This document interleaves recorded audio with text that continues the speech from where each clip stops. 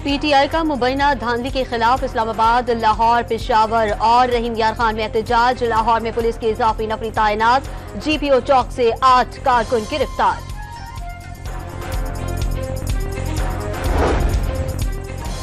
वफाकी हुकूमत का 12.5 अरब रुपए के रमजान रिलीफ पैकेज का ऐलान। वजीर आजम ने पैकेज का दायरा कार भी वसी करने की हिदायत कर दी।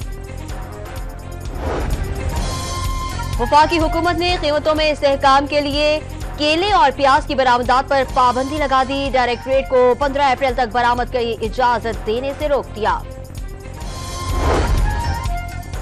रमजानुल मुबारक से कबल ही अशियाए खुरोनोश की कीमतें बेकाबू। कराची में 137 गिरा फरोशों को 8 लाख रुपए से ज्यादा जुर्माना कर दिया गया।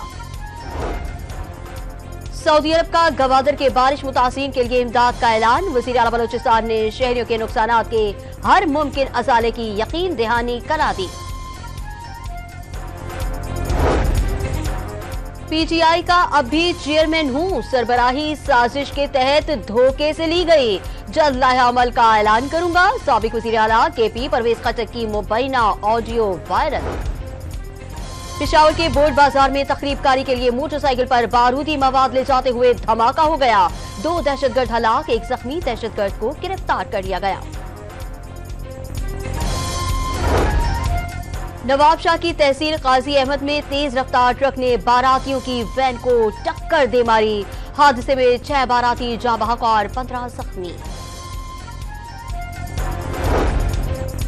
लकी मरवत चश्मा रोड के करीब चढ़ाई से उतरते हुए ट्रैक्टर ब्रेक फेल होने से उलट गया। 4 अफराद जाँ बहक, 20 जख्मी। लसबेला की तहसील बेला के करीब मुसाफिर वैन और कार में खौफनाक तसादुम से खवातीन और बच्चों समेत 14 अफराद जख्मी हो गए। सिविल अस्पताल बेला मुंतकिल।